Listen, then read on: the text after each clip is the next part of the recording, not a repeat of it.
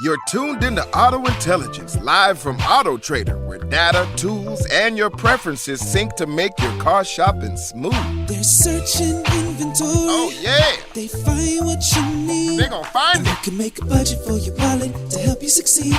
Pricing's precise and true. So true. It's smarter car shopping. Ooh. Just for you. Oh, it's just for you.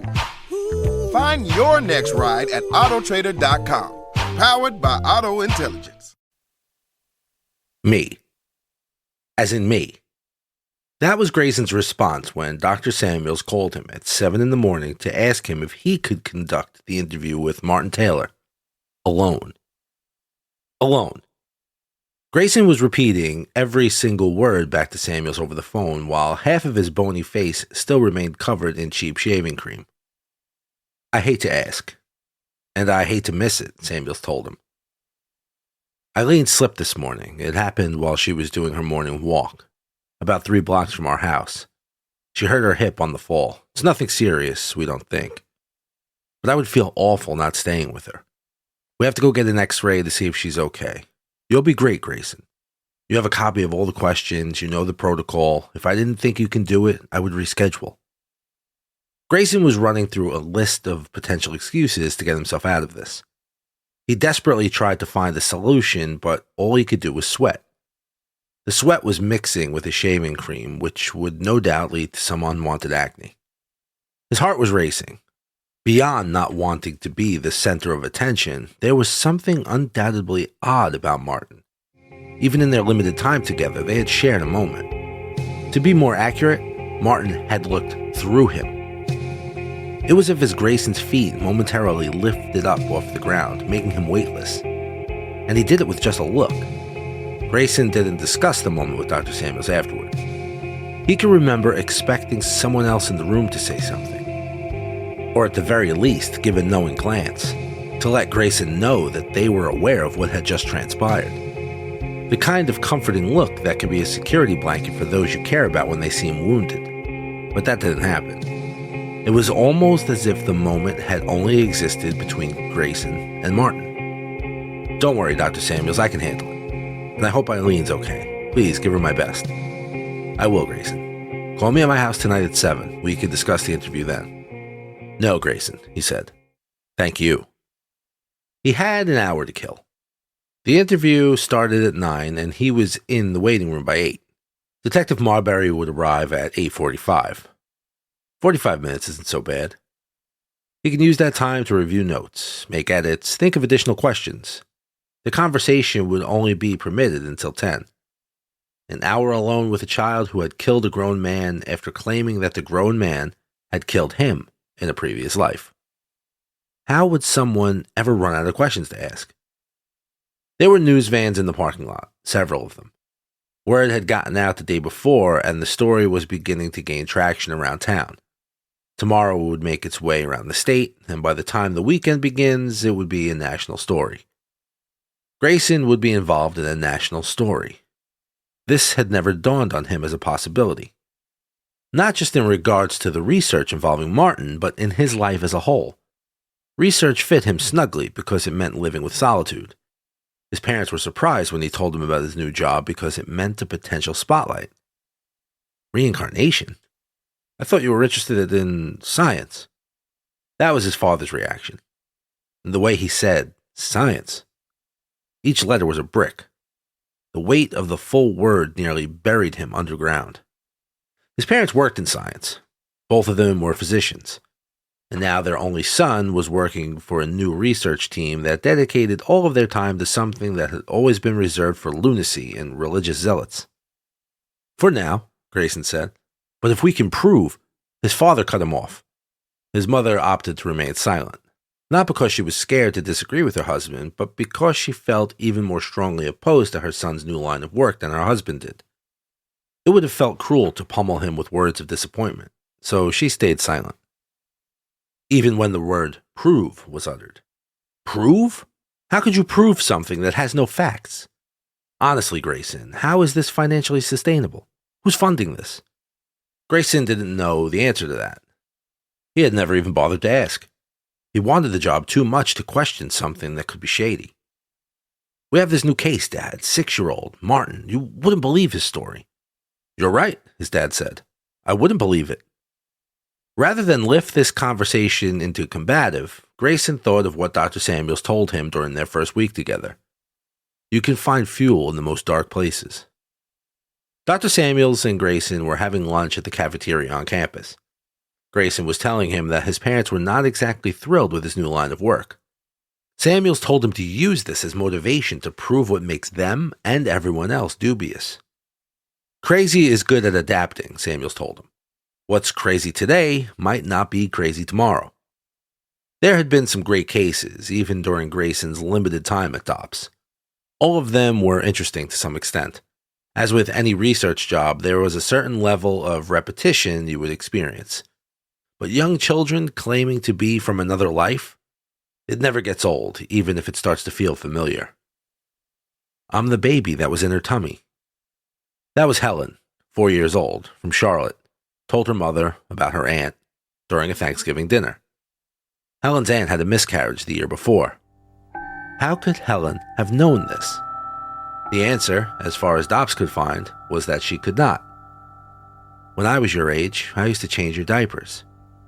That was Gordon, 3 years old, from Greensboro, told his father while they were enjoying a picnic on the first day of spring. Gordon was claiming to be his father's father, who had died 20 years before Gordon was born. In this job, these were known as typical cases. And then there was Katie Braff, 5 years old. She claimed to remember floating in the air in loose darkness for several days after a fatal accident. She could see people crying for her. She could see her former body at the funeral. She could see other people floating around her in the cemetery. But then she saw a light, went to it, and came to her new family. Cause of death? House fire. She burned alive. Imagine listening to a 5-year-old girl casually tell you about her previous life in which she was burned to death. That was the first case to spawn the birthmarks theory. Many subjects born with birthmarks or birth defects match wounds on the body of a previous personality. Once this entered the equation, Dr. Samuels had to put all of the remaining savings from him and Eileen into DOPS so they could hire Grayson full-time. The woman that Katie Braff claimed to be, judging by the specific details of the house this previous life grew up in, whom this previous life was raised by, the circumstances of the previous life's death, there was a name. Leslie Farrell. She had been killed in a house fire 13 years ago. When Katie Braff's mother was questioned as to what could have spurred this introduction of a previous life, she suggested it might be the scars on her back. She told them they look like burn scars. But she was never burned. It's psoriasis. She's had it since she was a toddler. We've been trying various medications, but nothing has worked so far. Grayson told his parents that he was really excited to spend his career at a job that seemed to give so many people hope and optimism. Many people are not lucky enough to have jobs like that, and he was grateful for it. "Wouldn't it be nice, Dad, if we did prove it?" Mom finally spoke up at the dinner table. "Sweetheart, the world is not built on nice things. It's built on people. People are flawed. If you want to prove us wrong, by all means, have at it. We're waiting for the answer." Game time. Grayson was riding up the elevator with Detective Marbury.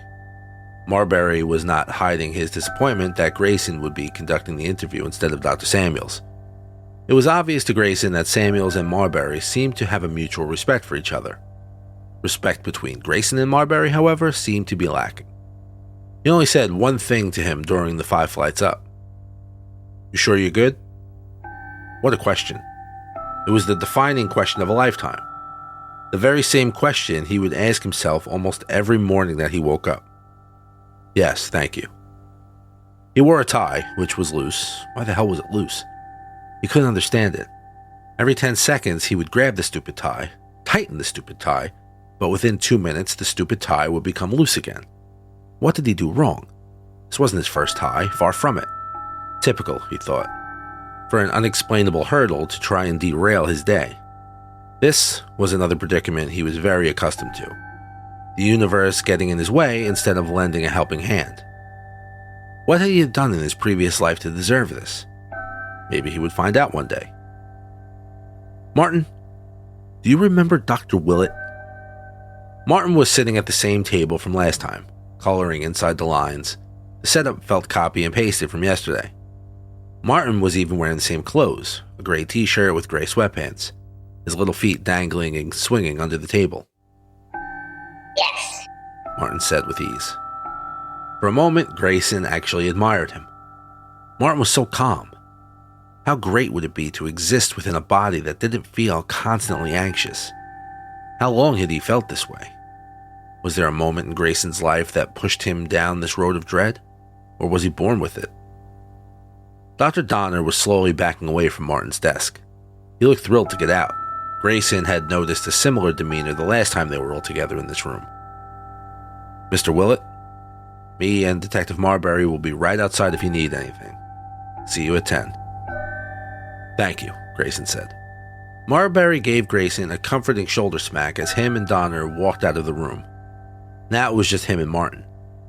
He sat at the table, in the only available chair. Martin continued to draw. He seemed so content, as if he could be anywhere right now, but if he had that book and those markers, nothing else would really matter. Thank you for speaking with me today, Martin. Make the whole interview feel comfortable. That was the first rule. Would you like something to drink? Soda? no thank you. Grayson delicately put the manila folder down onto the table to his left. And then he sat down, the recorder between them. He hit play. It was rolling. Completing the table trifecta was his notepad, which was now open, placed equidistant on his right. Martin, can you tell me more about your previous life? It sounds really interesting. The light in the room flickered. It was off-putting, even before it flickered. Why was the lighting in hospitals always so dreary? Or do we just associate the lighting as dreary because of the setting? Chicken or the egg? Grayson tried to shake those thoughts out of his head and focus. Martin, can you tell me more about your previous life? The light inside the room flickered again, twice. Another stupid coincidence, he thought. Whatever you can remember about your previous life, Martin, I'd really like to hear about it. Martin was drawing, oblivious to Grayson. This is how the day had played out in his head. An hour of one-sided conversation where his value to Dobbs became obsolete. His eyes drifted down to his notes, trying to seize control over the information he arrived with. Sometimes there's no light. Grayson looked up. Martin was still drawing. I'm sorry, Martin, what did you say? Martin tilted his head a bit. He was now coloring outside the lines, with a black marker. Sometimes there isn't a light. You don't know where to go. Grayson's nerves vanished. He scooted forward, trying to remain silent, as if the slightest noise would disrupt Martin's train of thought and this conversation would stop dead in its tracks. Did you see a light, Martin, after you? That's odd, Grayson thought. He couldn't hear himself. He said it again. Did you see a light, Martin, after you? Nothing. He couldn't hear himself speak. He tried snapping his fingers. He tried snapping his fingers next to his ear. Nothing. He couldn't hear anything. He was snapping next to both of his ears with both hands, quickly. Nothing. Not a sound. Grayson? He heard his name. From a man's voice. A grown man. Grayson turned around, assuming it was Marbury or Donner. The door was still closed. The only door in the room. Grayson. He heard it again. His name. But he was just staring at the door. The only door. Which was closed. This meant that the man who was saying his name was right behind him. Hi, Martha. Checking in. Any calls? Dr. Samuels, how's Eileen? Good, Martha, thank you. A little bed rest for a week, but nothing appears to be broken. Well, that's certainly a relief, Dr. Samuels. It is, yes, all good. All in all, how are things there? Well, you've gotten 2 calls. Is this a good time? It is, I have a minute. Who called? I'm writing these down. Well, the first call was a man named Cameron Stone. Do you know him? Cameron Stone. Doesn't ring a bell. Why? Well, he saw the article this morning about Martin Taylor, which mentioned Dops, and now he wants to give you a lot of money so you can, quote, figure it all out. Samuels laughed. Okay, Martha, were there any important phone calls? Martha cleared her throat first. Well, yes, the other phone call was from Grayson. Great. How'd the interview go with Martin? Did he say anything? Martha cleared her throat again. She sounded nervous. Well, yes, he said, perhaps you should call him. Grayson said I should call him? No, he didn't. He didn't say much other than... There was a sizable silence. What, Martha? What's wrong? What did Grayson say? Well, he said that he quit.